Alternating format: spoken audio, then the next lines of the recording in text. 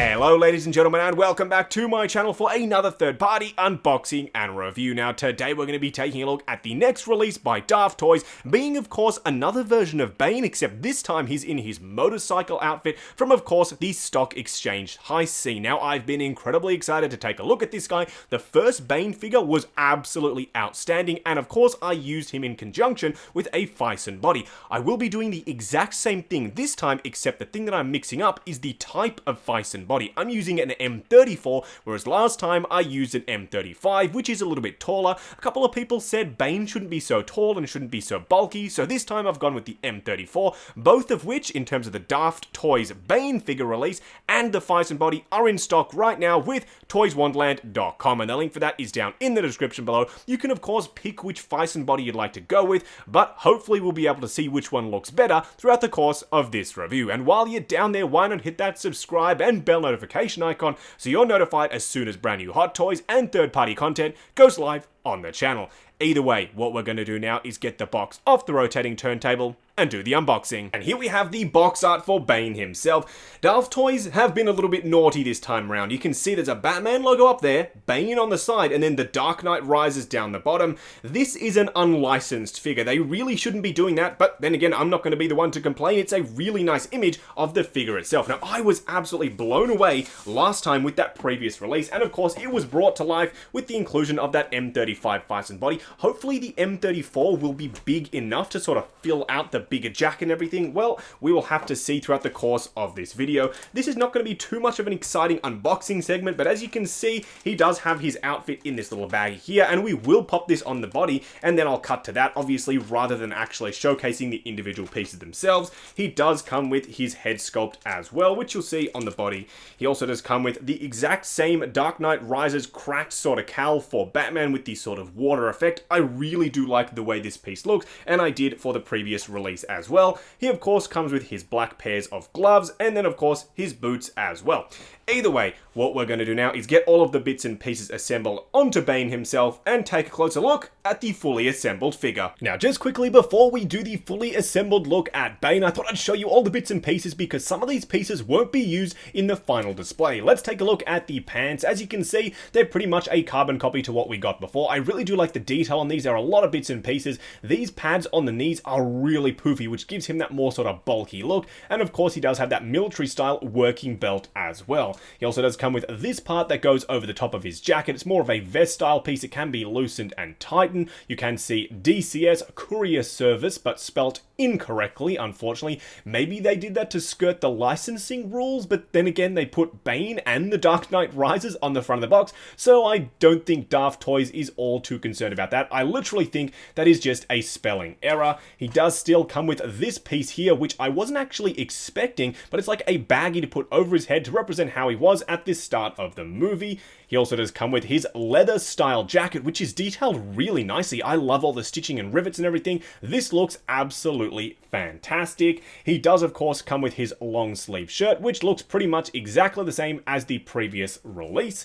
Then of course he does come with the Tom Hardy Bane head sculpt. This thing is actually really impressive for a third party figure. I said this in the last video, but it's absolutely outstanding. You can see all the vein work, you can see all the detail and texturing. This thing looks really darn good, and so too does the Batman cowl with this sort of water fleck texture over the top. It looks exactly like it did in the movie. You can have it sort of resting on a display base and it will look fantastic. Now, speaking of display bases, this guy doesn't come with one, which is really unfortunate because their previous release did, and I really did like the way that display base looked. Hopefully there's some third-party display bases out there that can fill in the shoes for this figure. Now, speaking of shoes, let's take a look at the boots. They are painted, sculpted, and detailed marvelously. You can see a really nice leather texture over the front of the shoe there. All the laces, all the little bits and pieces are picked out very nicely in paint. And then, of course, he does come with some black glove hands. These black gloved hands would be perfect for a Witcher custom. Hopefully someone puts one together. I'm looking forward to seeing a third-party Henry Cavill Witcher, if not an official figure, but these would work really nicely. Either way, that's pretty much it for the accessories. What we're going to do now is assemble Bane and take a closer look at the fully assembled figure. And here we have the Bison M34 Daftoys version 2 Bane figure. I have to say, I'm really impressed with the way this thing looks. I don't know if it's down to my change in terms of the body itself, but I think the M34 works perfectly for this figure, and you'll see that a little bit closer in just a second, but for now, there's no crazy posing or anything like that. The stance is so incredibly natural. There's something to be said about a good Bison body custom that works so very nicely. As I said, it looks very, very natural. The placement of the joints works flawlessly for a real humanoid style Bane figure. This looks very darn real, just standing there in the light box. I am really impressed with the overall package for this figure. Now, do I prefer this one over the original release? I'm still not entirely sure. I love the way that one came out, but this one may be winning me over just a little due to the intricacy and the sort of different nature of the outfit. And here we have the Bison M34 version of Bane, wearing, of course, the Daftoys outfit up close and personal, and I think this comes across really nicely. I absolutely adored the first version. That looked absolutely fantastic, but I think I like this one a little bit more. It gives him even more bulk when you put all of those layers of clothing on top of the already big body, and I think the smaller M34 in terms of the height works perfectly for Bane. Now, for those of you wondering how I installed the head onto the body, this peg piece has to be warmed up in hot water, and then you can slide it over the steel joint, and it fits on there perfectly fine. The benefit of that is that it allows you to slide the head up and down in order to get it to the correct height, and then you can have it sitting on the neck whichever way you would like. Now, in terms of the outfit itself, it goes on the body fairly easily, and as you can see, the fit and finish looks really darn good. These can actually tuck into the gloves if that's something you'd like to do, but the pictures on the front of the box don't actually have it like that. They have them over the top like this, and I think this looks perfectly good as well.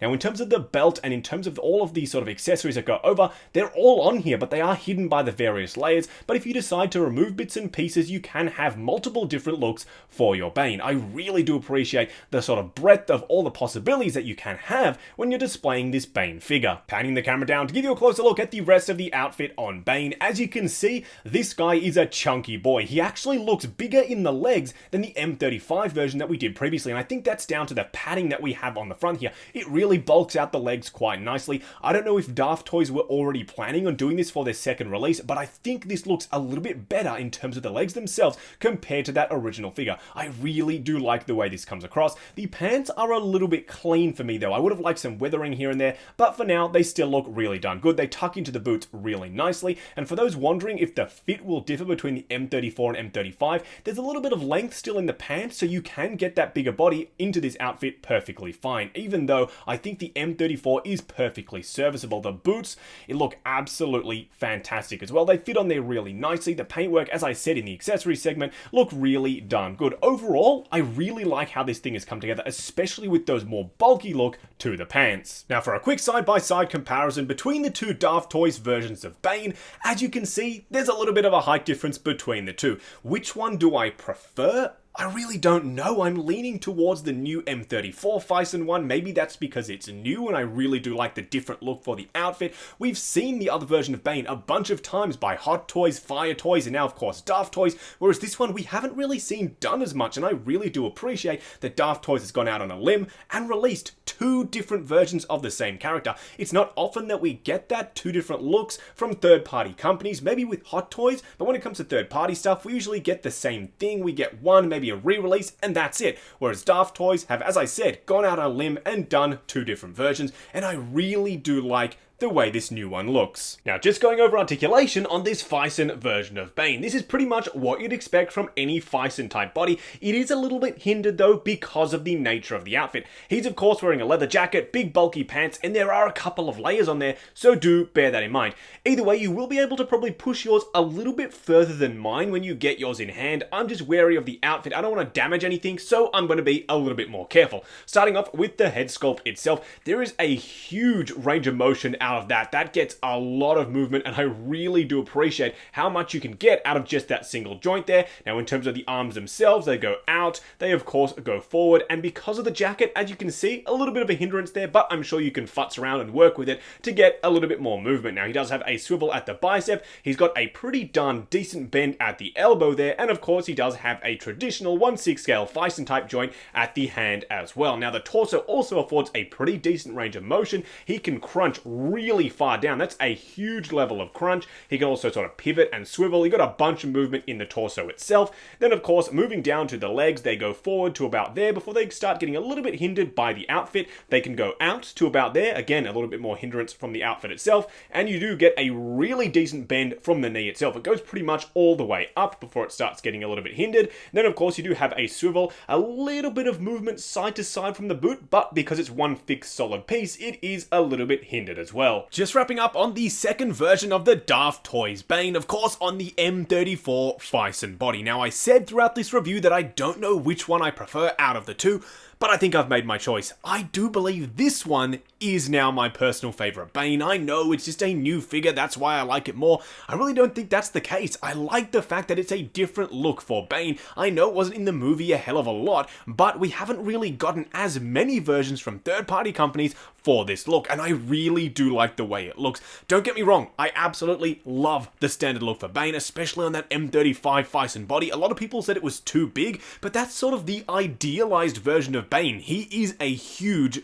dude, and that body works perfectly for him. The M34 would work perfectly as well. Now that I've used it on this version, I do think that I prefer the M34 body, so if I could go back in time and make my decision in terms of which one to use, that's the one I would go for that version as well. But as an overall favorite, this one definitely takes the cake. Now, both sets I do believe are in stock with toyswonderland.com, and the link for that is down in the description below. Definitely check them out. As I said, they are in stock, as well as a bunch of other third-party figures. Also check out the link to 6 Scale Network, the brand new awesome Facebook group. Come along, chat figures, and see what's coming up next on the channel. Also check out Justin and Steph, our brand new second channel for behind-the-scenes content, renovation updates, and a hell of a lot more good stuff. Like, comment, and subscribe, and we'll catch you in the next video.